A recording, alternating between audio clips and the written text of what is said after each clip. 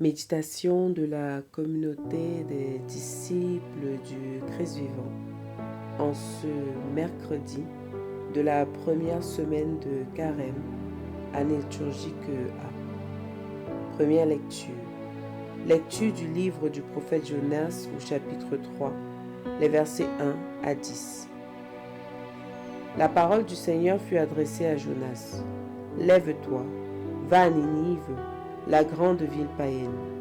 Proclame le message que je te donne sur elle. Jonas se leva et partit pour Ninive, selon la parole du Seigneur. Or, Ninive était une ville extraordinairement grande. Il fallait 3 jours pour la traverser. Jonas la parcourut une journée à peine en proclamant. Encore 40 jours et Ninive sera détruite. Aussitôt, les gens de Ninive crurent en Dieu.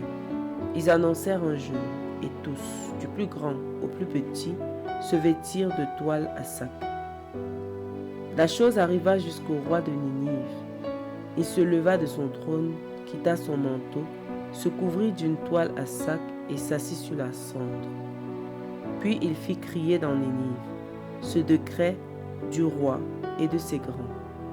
Hommes et bêtes, gros et petits bétail, ne goûteront à rien, ne mangeront pas et ne boiront pas. Hommes et bêtes, on se couvrira de toile à sac.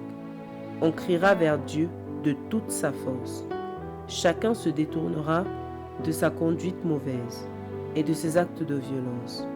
Qui sait si Dieu ne se ravissera pas et ne se repentira pas, s'il ne reviendra pas de l'ardeur de sa colère. Et alors, nous ne périrons pas. En voyant leur réaction et comment ils se détournaient de leur conduite mauvaise, Dieu renonça au châtiment dont il les avait menacés. Parole du Seigneur. Méditation. Frères et sœurs dans le Seigneur Jésus-Christ, rendons grâce à Dieu pour le don de ce jour nouveau, qui est pour chacun de nous une opportunité de faire l'expérience de son amour infini et fidèle. L'extrait du livre de Jonas, qui alimente notre méditation ce matin, nous présente un moment décisif de la conversion des Ninivites. Dieu adresse sa parole à Jonas et l'envoie à Ninive pour avertir cette ville païenne avec un message clair. Encore 40 jours et Ninive sera détruite.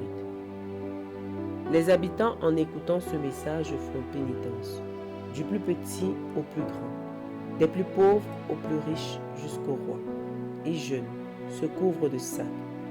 Et devant leur conversion sincère, Dieu renonce au mal qu'il avait annoncé. Nous voyons dans l'attitude de ce peuple la démarche de la conversion en 5 étapes. La première étape consiste à écouter. Cet exercice qui a une grande importance dans notre carême cette année et auquel le Saint-Père nous invite. Ceci demande de faire silence en nous et autour de nous, multiplier les occasions où nous pourrons être en contact avec la parole de Dieu, consacrer plus de temps à la lecture spirituelle et à la méditation pour écouter le Seigneur et écouter les autres. La deuxième étape consiste à reconnaître que cette parole s'adresse à nous. Notre lecture de la parole de Dieu doit être active.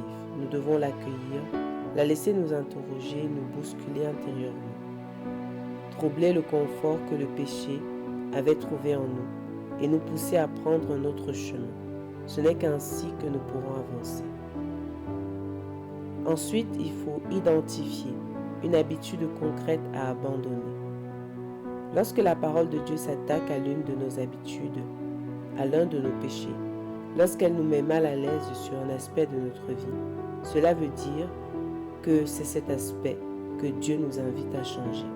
Par exemple, est-ce qu'elle nous trouble lorsqu'elle parle de charité ou alors de paroles mauvaises? Cela signifie que nous devons apprendre à donner davantage, à accorder plus de temps aux autres, à contrôler notre langage.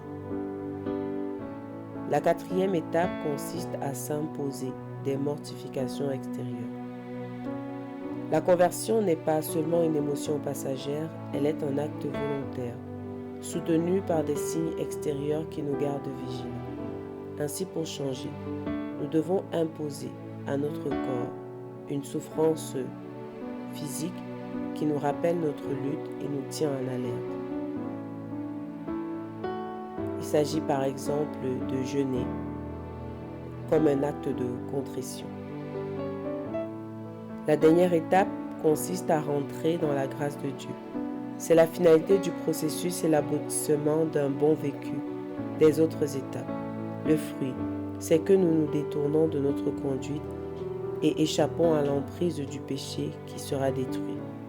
Nos actions aujourd'hui ont fait de nos familles, villes, pays, des Ninives, des lieux païens, sans égard pour les valeurs qui élèvent l'homme. Encore 40 jours et Ninive sera détruite. Ce message aujourd'hui est le nôtre, non pas pour nous effrayer, mais pour nous rappeler qu'il est temps d'abandonner notre mauvaise conduite pour revenir entièrement à Dieu. Dieu veut détruire le péché, mais pas le pécheur. C'est pourquoi il nous invite à nous couper du péché, pour que sa destruction ne nous atteigne pas. Prenons donc un moment d'introspection et interrogeons-nous avec sincérité. Au 7e jour de notre carême, à quelle étape du processus nous situons-nous? Avons-nous reconnu que cet appel à la conversion nous concerne personnellement? Quel est aujourd'hui le signe visible de notre lutte contre le péché? Prions. Seigneur Dieu notre Père, merci pour ces jours de grâce où tu nous parles et nous appelles à revenir à toi. Tu ne parles pas pour condamner, mais pour sauver. Donne-nous un cœur qui écoute, qui se laisse toucher et qui accepte de changer. Accorde-nous la grâce d'identifier clairement le péché qui nous enchaîne. Donne-nous le courage de poser des actes concrets pour nous en détourner. Ne permets pas que nous demeurions près de ce qui doit être détruit, mais fais-nous entrer pleinement dans ta grâce. Amen. Intercession. Aujourd'hui, prions pour ceux qui vivent loin de Dieu, ceux qui sont habitués au péché, qui l'ont laissé habiter en nous. Prions également pour les dirigeants des nations, pour ceux qui exercent une autorité, afin qu'ils aient l'humilité du roi de Ninive, que la parole de Dieu retentisse dans leur cœur et qu'ils reçoivent la grâce d'une conversion sincère, afin que notre monde ne soit pas détruit par le péché. Vierge Marie, intercède pour eux et pour nous. Exercice spirituel.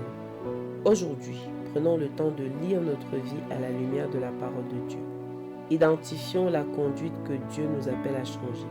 Paroles inutiles, par exemple, manque de charité, critique, attachement au plaisir des écrans. Fixons une mortification extérieure pour ce temps de carême comme sacrifice pour notre conversion. Loué soit Jésus-Christ à jamais.